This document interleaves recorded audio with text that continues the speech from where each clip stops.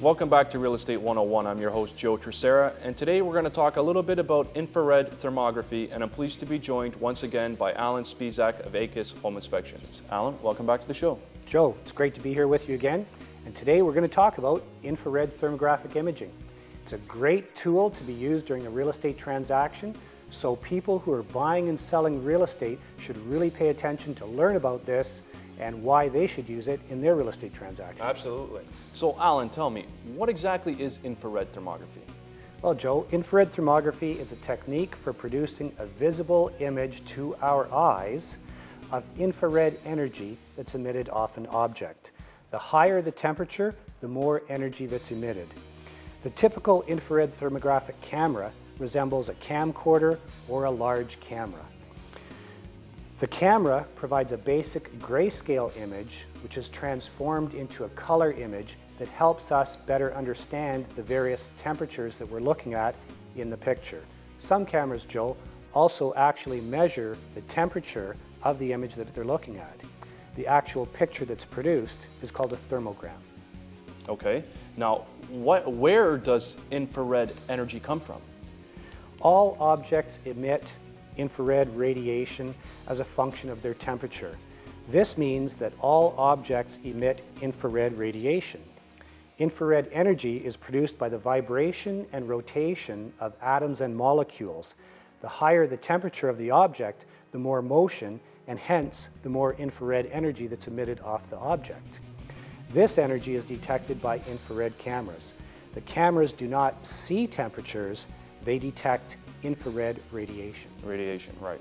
Now, how is thermal imaging different than night vision goggles?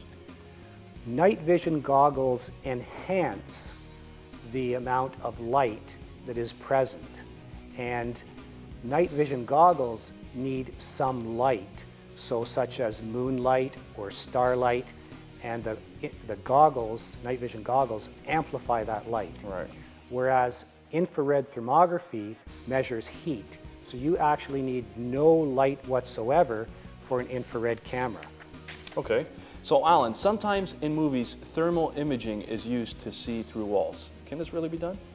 That's Hollywood fiction, Joe. Infrared cameras, thermal imaging, can't see through walls.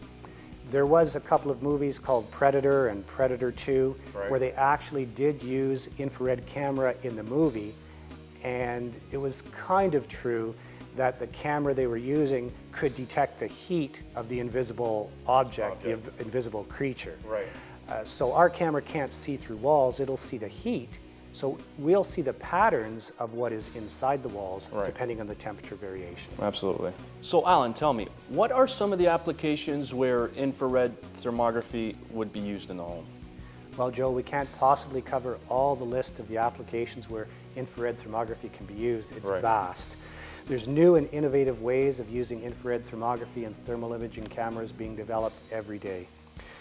Thermography can be applied in any situation where a problem or condition releases heat or has a difference in heat. Okay, and what are some examples of that? Well, I got a couple pictures here, Joe, which we can look at. This photograph here, this is a picture of an addition on a home, and we took the infrared thermographic camera out, and we noticed there was a very light spot on the roof. Light spots indicate heat, dark spots indicate cooler temperatures. So we knew that there was an issue on the roof, but we didn't know what it was. So when we went in the home, we took the infrared camera and we took a picture of the ceiling right below where we saw the hot spot. Lo and behold, what do we see? We see cold spots. There's a ceiling fan and there's two very dark spots. There was no attic access because it was an addition. So in this case here, this application here, we determined that there was little or no insulation in those two spots in the attic. Very simple fix. Cut an access in the ceiling, All right. go up, re-insulate. Re-insulate. And this is something, Joe, that without the infrared camera, no one would have been able to detect. Absolutely. So Allan, do you have any more examples or some more pictures that you could show us? Absolutely, Joe. I've got some great pictures to show you. So here, Joe, in this photograph, you'll notice a ceiling with a couple of dark spots. Again, this was a ceiling that had no access, and you can see the dark spots indicate little or no insulation in that area. Next photo, Joe, great picture. Electrical panel, wires going into the bus bar. You notice the hot bus bar there? Yep. You cannot see that with your eyes. Why is it hot? We don't exactly know, but now we know enough to call an electrician to say, hey, is that an overloaded circuit or is the wire loose? Right. Very simple to solve. So Joe, in this photograph here, we see a light switch, and it looks like the dark spots are basically rays coming out of the light switch. That's air leakage. So in the wintertime, this person is losing a lot of heat through cold air coming through the light switch. Right. Next photograph, Joe, typical fuse. Again, very light, very hot. We don't know why the fuse is so light. Possible overloaded circuit or possible loose connection. I love these next photos, Joe. Toilet, everybody loves pictures of toilets. Look at the heat under the toilet. Emitting from underneath, yeah. And the next photo, same toilet, all the heat. This was an in-floor heating job done incorrectly. You don't put in-floor heating under your toilet, Joe, you'll melt the wax ring and your toilet will leak. Another good picture is here, Joe, of in-floor heating. You can see the pattern of the in-floor heating, and you can see the loops going through on the next subsequent photos. All the way over here to this photo with the toilet, you can see where the photograph shows the heat, in-floor heating in front of the toilet the way it's supposed to be. Okay. And again, excellent tool to check in-floor heating because you can't see the in-floor heating with your eyes, but the infrared camera gives you a great picture of it. This photograph here was in a condo complex where one of the apartments above flooded the condo, and the lady wanted me to come in to make sure the landlord or superintendent had removed all the wet parts in the walls, and you can see the dark spots. To prevent the mold later on, yeah. Yeah, and so I gave her photographs and a report saying that the landlord needs to remove some more of the wet plaster. This is a great picture here, Joe. This is an addition that had a cathedral-style ceiling, and this is the wall at the top of the cathedral ceiling. Those dark spots there indicate either missing or loose insulation in that wall. So they're losing a lot of heat into that cathedral ceiling wall. Right. Again, that's another picture of the same cathedral wall at the other end. Again, missing or loose insulation. Typical window in this photograph, Joe, right? Unfortunately, there was no window there. It was all drywall. Really? Really. So with the infrared camera, we could see that there was a window that people had drywalled over. Another cathedral ceiling with brickwork, and that dark spot up there is actually moisture. So what happens is when moisture evaporates, it cools.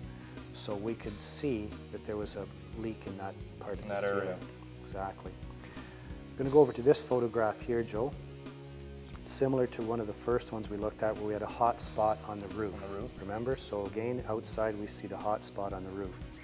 Now we go inside to the house and we see a radiator, a register, heat register on the floor. And in this case, what's happening is the heat is going up the wall between the studs and it's heating up the attic. Yeah. So there really wasn't anything wrong, it was just a poor design. They should have had a 2x4 across the wall and some insulation in there to keep the heat in the house rather than going straight up to the attic. This next photograph here is a brand new house. And people ask, why do you need to do a brand new house?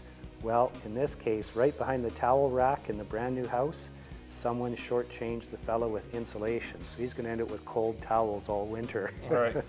Luckily, the builder said that after we showed him the photograph, oh, I think we'll remove the drywall and fix that for you. Over here, we've got a breaker panel. And again, you can see the two breakers there that are running hot. And again, we have to determine the cause of that, whether or not it's an overloaded circuit, loose wires, or in some cases it's not actually a problem. If it's a breaker that's running the air conditioning, it may just be that the air conditioning is running right now. Right. Joe, these next pictures are absolutely fabulous pictures that are one of a kind. You'll very, very rarely see these photographs. You see those lines on the ceiling? Okay. All right. I pulled up to this house. It was built in the 1940s, and the lady was there, and she said to me, Allan, our really only concern is that there's an addition on this house and there's no heat in the master bedroom. She said there's a thermostat on the wall, but we found no radiators. So I said to her, you hired the right home inspector. Please go upstairs, turn that thermostat up, and I'll be right up. So I grabbed my infrared camera, went upstairs, and here you go, Joe. Look at these photographs. Absolutely amazing. It's in-ceiling heating. Wow. Yes, the electric elements were set in the plaster, and the straight lines running all through the ceiling indicate each line of heating that's put in the plaster. And you can see the different photographs of throughout the whole room, including the ensuite had electric in-ceiling heating. She was just amazed. However, I did have to tell her that the in-ceiling heating is no longer safe to have electric elements running right in the plaster. Right. So I advised her to disconnect it, which was a very easy job to do. And the house had ductwork in the ceiling in the original part of the house, which she could very easily run over into the attic of the addition. And there she go. She had very easy renovation to get heat into her addition. Very interesting. And that just goes to show you, Joe, all those great photographs, great examples of how infrared thermography and ACISS home inspections can help you out with buying or selling in any real estate transaction. All right, Allan, so for today's final question, do you always recommend thermal imaging when someone buys a home? That's a great question, Joe. Personally, I think that every person buying or selling should do their own research. Infrared thermography has great advantages, but it's got some disadvantages. You can't get a good infrared thermographic image of heat loss or missing insulation if you don't have a temperature differential. Right. So if it's the same temperature outside of the house as inside the house, you don't have a temperature differential, you're not going to get a good picture. You're not going to get a good picture. So in that case, maybe the person wouldn't get the full value out of the use of the infrared camera, but then again, it's still got the other uses to help find moisture, help find ductwork in walls, help find electrical hot spots. So really, a client that does their research, investigation into the infrared thermography, they can talk to me about it, and I usually let the client make up their own mind. Okay, Allan, thanks very much for coming on today's show, and we'll see you again next month when we continue our discussion about everything home inspections. Thanks, Joe. It's a pleasure to be here. If anybody has any more questions or would like any more information on thermal imaging or anything related to home inspections, they can get in contact with Allan Spisak at ACISS. I'm your host, Joe Terceira. Thanks for watching, and we'll see you next time.